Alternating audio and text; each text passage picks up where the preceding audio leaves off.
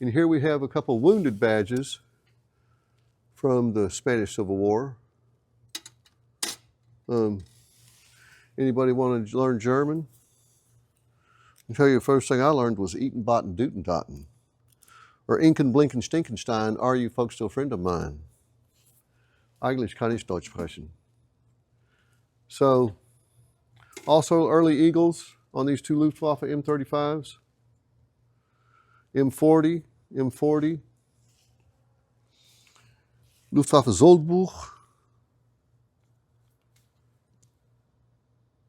Flieger, Unteroffizier.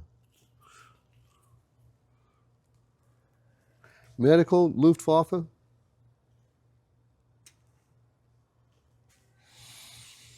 Okay, here we have some interesting items. Gerhard 7Ks, he was in the 29th Panzer Grenadier Division.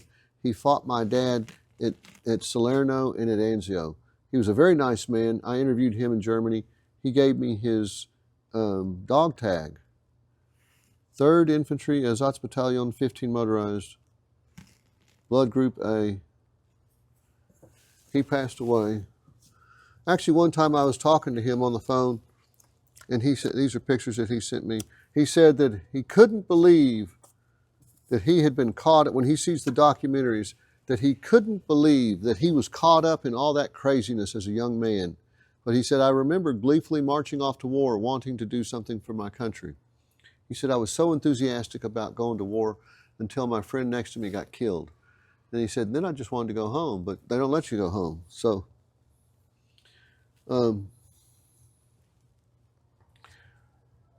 Hermann Graf, 29th Panzer Grenadier Division, Salerno. He told me his baptism of fire was at Salerno. He and his best friend, Franz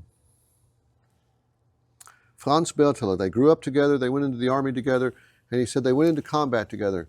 The baptism of fire at Salerno. He said that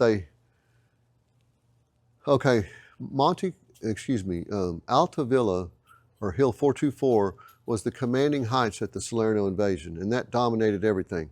It had changed hands between the Texans and the Germans 5 times before they dropped the 82nd Airborne. When the 82nd took it, they kept it. But Hermann Graf told me, he said, it was my baptism of fire, and another company from our division had pushed the Texans out of the town. The Texans had gone down the hill and set up a defensive perimeter. He said, in broad daylight, my company lined up behind the crest of the hill.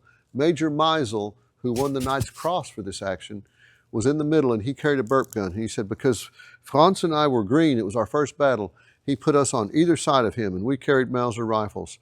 He said on his cue, the whole company crested the top of the hill and ran down the hill at the Texans, shooting their weapons from the hip, screaming hurrah.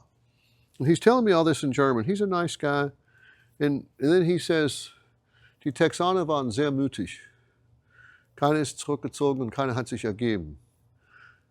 When he said that, butterflies went off in my belly. He said, the Texans were very brave. None of them retreated and none of them surrendered.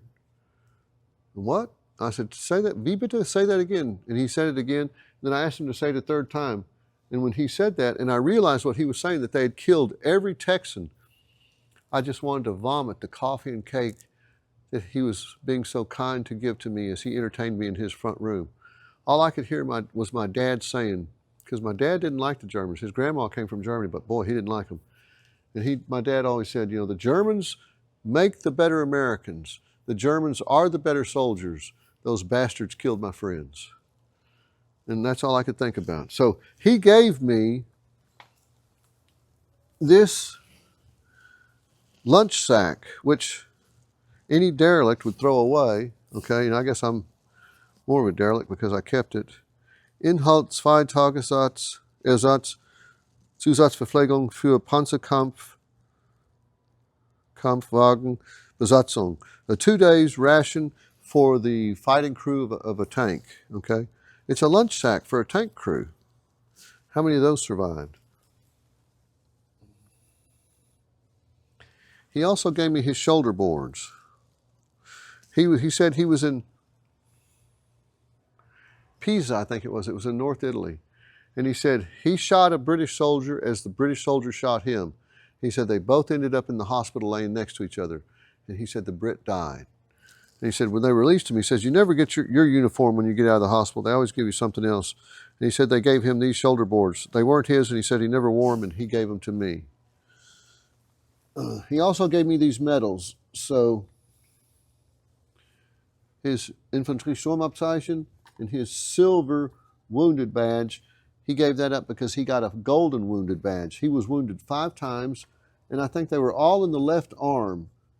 He showed me his paperwork, and I want to say 3 of the wounds were in combating the 36th Infantry Division. He'd been hit in the arm, and he had these 2 fingers shot off, and he talked about how hard it was to carry the ammunition cans with only these 2 fingers. So those poor guys, they just wouldn't let them out of combat. So he gave me this picture, and he said, so his best friend Franz, he said, we went into combat together, we ran down the hill together, and he said he disappeared. He said after the battle, Franz was gone. He said he didn't run away, he didn't surrender, and he said there wasn't anybody to capture him. He said he just disappeared. He said I looked all day for him that day. And the next day when they cleared the battlefield, he said I didn't have to do it, but I volunteered for the duty because I wanted to look at each guy and make sure where Franz was. He said they were bloating and they were stinking. It was September. He put on a gas mask, and he said he never found Franz. So Franz went MIA against the Texans at Hill 424, and he told me he gave me the photograph, and he says, you tell your friends in Texas about my friend Franz. So Franz Bertola, MIA against the Texans.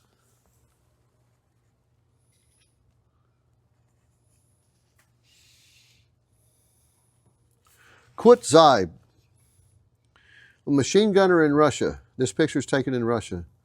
Kurt Zeib fought my dad at Salerno and Anzio. These are his medals that he gave to me. He was in the 26th Panzer Grenadier Division. This medal is actually in this photograph here. So, nice man, very nice man. I met a lot of nice people that wore the other uniform. So, one last thing. POW art. If you look in the bottom left-hand corner, it says Mahia, Texas, 20.4.44. 420 is Hitler's birthday. It's a tank busting out of Africa, so I would surmise Africa Corps. And this is made out of scrap wood, so you can see the incredible craftsmanship of the German POWs. He was interned in Mahia, Texas, which was about 2 hours south of here in Texas. I want to say there was like 75 German POW camps in Texas. They were all over the place. There was one at Winfrey Point in Lake Dallas. And here we have a calendar from the Panzerarmee Afrika in 1943. And next to it, this is pretty cool. This is a German Luftwaffe calendar from 1943, all right? And in the back of it was this. Now, this surfaced in a gun store in Richardson, Texas. And so, since I speak German, I kind of got an idea what it is. Rom Ausweis, so it's a pass to go to Rome.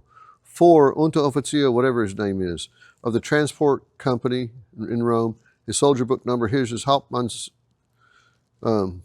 transport company. So this is a pass to go to Rome, boys and girls. How many of these survived the war? Betreten der Innenstadt erlaubt. Entry into, going into the center of the city is allowed. Nur gültig mit Stempel des Quartieramts im Quadrat des laufenden Monates. So it's only valid if the month is stamped. And the months are stamped April, May, June of 44. The Texas 36th Infantry Division took Rome June 4, 1944. So this poor German had his vacation cut short in Rome. I'm guessing he got captured, hopefully not killed, and sent to Texas. Pretty incredible. How many of those passes survived? I like to preserve the history of the war, boys and girls. This is a German incendiary bomb. Let me drop it and see if it works. Phosphorus, Willie Peter. All right, well, another edition of Lest We Forget closes up. you.